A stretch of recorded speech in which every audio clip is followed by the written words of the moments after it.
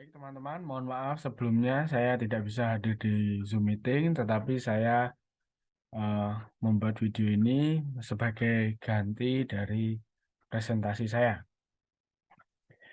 Eh, Pada presentasi kali ini saya akan men-sharingkan tentang review book eh, bukunya Meyer eh, yang sudah saya review kemarin.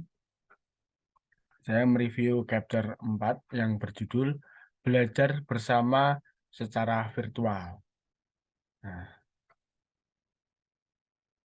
pembelajaran kolaboratif dengan komputer. Jadi, yang dimaksud di judul pertama ini adalah belajar bersama secara virtual itu kita melakukan sebuah kerjasama eh, secara kooperatif, tetapi tidak secara langsung, melainkan secara virtual melalui bantuan komputer dan internet. Pembelajaran kolaboratif dengan komputer itu keterlibatan antar tim atau beberapa orang menggunakan mode komunikasi sinkron dan atau asinkron dan perangkat komputer untuk mencapai tujuan pembelajaran. Jadi tentunya teman-teman sudah nggak asing lagi dengan istilah sinkron dan asinkron ya, karena sudah di presentasi pada buku ini kita sudah sering mendengar apa itu sinkron dan asinkron. Nah, kalau kita lihat dari perkembangannya, itu ada dua hal penting di sini, yaitu pada generasi pertama e-learning ini pembelajaran tunggal, sehingga belum bisa dilakukan pembelajaran kolaboratif dengan komputer. Jadi di generasi pertama itu belum memungkinkan. Kemudian muncul web 2.0. Ya, ini yang membuat pembelajaran sinkron dan asinkron menjadi mudah, sehingga sangat memungkinkan untuk pembelajaran kolaboratif dengan komputer.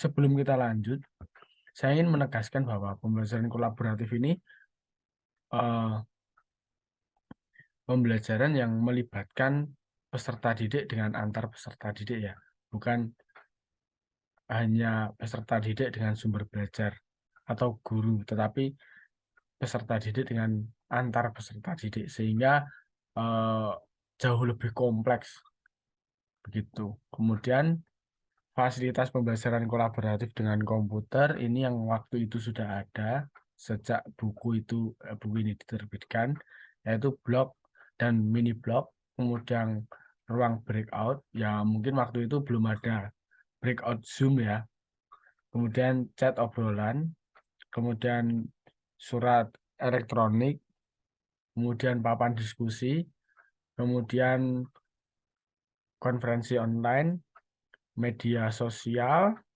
yang mungkin yang populer waktu itu adalah Facebook, kemudian Wikipedia, dan aplikasi kolaboratif lainnya. Ini ada beberapa dokumentasi pembelajaran kolaboratif dengan komputer. Ini yang ya, sangat tentunya sangat asing, yang tidak asing cuman Wikipedia kalau menurut saya. Ini saya nggak tahu ini program apa karena sudah sangat jadul ya teman-teman.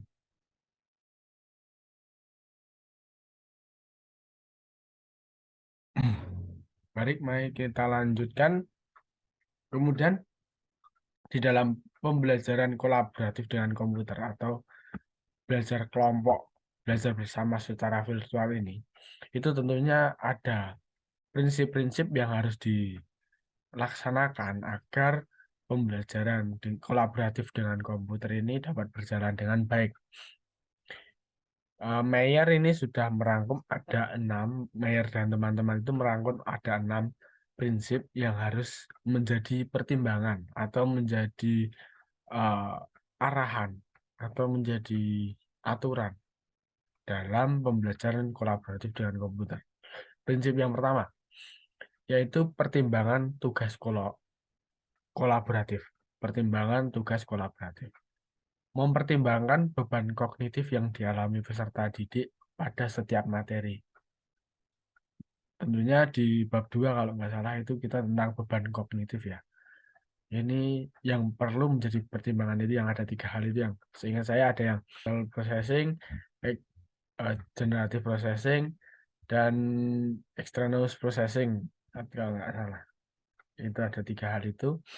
Kemudian yang kedua, pembelajaran kolaboratif digunakan untuk memecahkan tugas-tugas yang bersifat kompleks. Nah, harusnya kalau pembelajaran dengan kooperatif atau kolaboratif dengan komputer bersama dengan teman-teman itu eh, tugas kolaboratifnya harus digunakan untuk memecahkan tugas-tugas yang bersifat kompleks. Jadi ini ada digambarkan oleh Jensen yang cukup jelas bahwa masalah kompleksitas rendah itu sangat efektif kalau dikerjakan secara sendiri, solo. Tetapi kalau masalah dengan kompleksitas tinggi itu harus dikerjakan eh, dengan tim. Ini tim ya, ini eh, tabelnya itu yang dilihat yang ini, yang sorry batangnya itu yang dilihat yang ini, batangnya itu yang solo itu yang hitam, kemudian tim itu yang putih. Sehingga kalau masalah kompleksitas tinggi itu harus diselesaikan dengan tim. Oke. Nah, ini karena saya menggunakan translate jadi menggabung ini kan harusnya solo and group. Nah, ini eh, tergabung ya teman-teman. Jadi ya maklum. Kemudian prinsip yang kedua adalah mempertimbangkan komposisi kelompok. Mempertimbangkan ukuran kelompok atau jumlah anggota kelompok agar sesuai dengan tujuan pembelajaran. Ini sangat penting bahwa jangan sampai eh, ada apa ya jomplang, jangan sampai jomplang istilahnya kalau bahasa Jawa itu eh, tujuan pembelajarannya cuman apa, tetapi jumlah anggota kelompoknya sangat banyak. Nah, bahkan sebaliknya, jangan sampai seperti itu. Jadi harus sesuai dengan kebutuhan, kira-kira. Kemudian, ukuran kelompok yang terlalu banyak akan menurunkan keterlibatan setiap anggota kelompok. Nah, ini kalau ukurannya banyak dan tugasnya atau tantangannya itu sedikit, hanya akan mengurangi keterlibatan setiap anggota kelompok. Bahkan cuma beberapa orang saja yang mengerjakan ini mempertimbangkan homogen dan heterogen latar belakang kognitif. Nah, ini sangat penting. Jadi, diusahakan kalau kita membuat tim, membuat kelompok itu latar belakang kognitifnya yang heterogen. Nah, ini dibuktikan dengan penelitian dari Mayer dan teman-teman ini menunjukkan bahwa ada pengaruh antara keragaman latar belakang kognitif dalam memecahkan suatu masalah. Jadi di penelitiannya Mayer dan teman-teman ini, dia ingin menunjukkan bahwa kompleksitas suatu persoalan atau ini tadi apa masalah kompleksitas tinggi tugas yang harus diselesaikan itu akan akan sangat baik kalau latar belakang kognitifnya itu berbeda-beda. Jadi mereka bisa harapannya itu mereka bisa saling melengkapi. Begitu. Karena juga sesuai dengan era sekarang adalah kolaboratif, ini harus diperhatikan sungguh-sungguh. Kemudian yang ketiga, mempertimbangkan mode sinkron dan asinkron tugas untuk tujuan kelompok. Nah, ini ada juga penelitian dari Rosat dan teman-teman, itu 63% peserta didik menyelesaikan tugas secara asinkron dibandingkan 100% di lingkungan sinkron tatap muka. Jadi, eh, lingkungan sinkron itu sangat efektif dalam mengerjakan tugas ya dibandingkan asinkron. Karena ini ada beberapa fakta yang disampaikan oleh hasil dari penelitian Rosat itu lingkungan asinkron ini menyebabkan persepsi individualistik yang lebih tinggi. Sedangkan lingkungan sinkron menyebabkan persepsi kooperatif yang lebih besar. Jadi lingkungan asinkron ini eh, ego diri itu akan jadi lebih tinggi dibandingkan dengan dengan lingkungan sinkron yang menyebabkan persepsi kooperatif ya, di mana kesadaran untuk berkolaborasi itu tinggi di lingkungan sinkron, sedangkan asinkron itu lebih baik sendiri. Nah, ini yang perlu diperhatikan. Kemudian kenyamanan lingkungan asinkron tidak mendukung pembelajaran kooperatif. Nah, ini dampak dari yang poin kedua ini tadi, bahwa kenyamanan lingkungan asinkron karena sifatnya itu persepsi individualistik atau nyaman sendiri, kalau kita bahasannya asinkron itu sesuai dengan kemauan gue, maka nggak akan mendukung eh, lingkungan kooperatif atau pembelajaran kolaboratif secara online. Kemudian prinsip yang keempat, menggunakan fitur alat kolaboratif untuk mengoptimalkan proses dan produk tim, yaitu pemanfaatan perangkat e-learning untuk proses diskusi, representasi visual atau peta pengetahuan, presensi, profil anggota kelompok, dan umpan balik konten. Jadi bagaimana memaksimalkan fasilitas yang ada di e-learning untuk mengoptimalkan proses dan produk dari suatu kelompok. Jadi misalnya ada e-learning, kemudian ada bisa dimanfaatkan untuk fasilitas chatnya. Nah, mungkin kita bisa memberikan ya perintah atau tugas aktivitas seperti yang Prof. Firman sering lakukan, bahwa kita harus ada aktivitasnya yang sangat ramah sehingga mereka tidak anti atau tidak takut, tidak terbebani. Kemudian lanjut ke prinsip yang kelima, yaitu memaksimalkan kehadiran maya di lingkungan kelompok. Nah, ini tadi ada kaitannya dengan sinkron. Jadi kalau pembelajaran berkelompok itu di buku ini menyarankan untuk sinkron, karena yaitu tadi, sehingga harus memaksimalkan kehadiran maya di lingkungan kelompok. Kemudian fasilitator online harus memberikan fasilitas berikut biar dia maksimal hadir di tatap maya. Yang pertama, memberikan tanggapan tepat waktu dengan penuh rasa hormat supaya semangat peserta didik tetap terjaga. Kemudian yang kedua, memberikan keyakinan terkait nilai kebersamaan. Jadi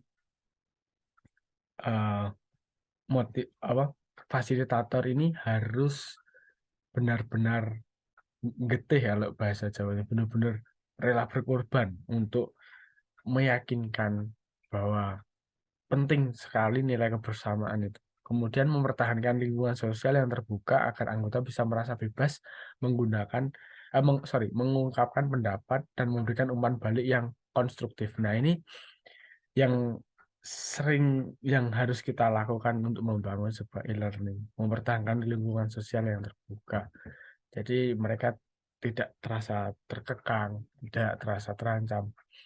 Kemudian yang terakhir itu teknis, menyebutkan nama saat membahas kontribusi online. Ini juga sebagai reward mereka agar merasa dianggap, merasa dihargai pendapatnya dan lain-lain. Kemudian saya juga rasa jelas untuk prinsip yang kelima, kita lanjut ke prinsip yang keenam, yaitu memanfaatkan proses kolaborasi terstruktur untuk optimalisasi hasil kelompok. Ini adalah contoh proses kolaborasi terstruktur, yaitu peninjauan masalah secara kelompok, kemudian eh, berargumentasi, ada tim pro, ada tim kontra, kemudian disambungkan lagi menjadi eh, memperkuat atau mengklarifikasi argumentasi yang mereka sudah diskusikan di dalam masing-masing tim ini. Jadi kalau saya lihat ini tuh seperti konsepnya apa itu? Uh, Jigsaw. Nah, jigsaw itu bisa seperti ini, karena terstruktur, ada kelompok ahli, ada kelompok asal gitu. Nah, Nah, demikian, kita sampai pada kesimpulan bahwa pembelajaran kolaboratif atau kooperatif dalam dunia maya itu sangat memungkinkan, tetapi harus kita harus memegang 6 prinsip ini. Yang pertama, tadi memperhatikan beban tugas kolaboratif, kemudian yang kedua komposisi kelompok, di mana kelompok yang berlatar belakang kognitif yang berbeda itu yang digabungkan, yang menjadi suatu kelompok. Kemudian mode sinkron dan asinkron harus hati-hati dan cermat dalam memilih kedua mode ini.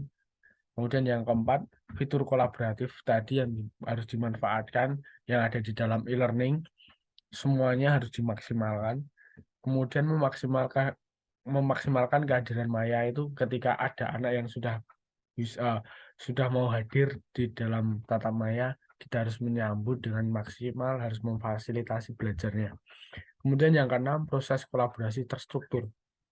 Ini sangat penting karena eh, seperti yang sudah saya sampaikan tadi, proses kolaborasi terstruktur seperti jigsaw, seperti model kooperatif jigsaw. Jadi sangat sistematis sehingga mudah diingat oleh peserta didik. Demikian presentasi dari saya. Kalau ada salah dan banyak kurangnya, saya mohon maaf. Kemudian saya mohon maaf sekali lagi karena nggak bisa hadir di uh, kuliah daring secara langsung, secara sinkron. Terima kasih.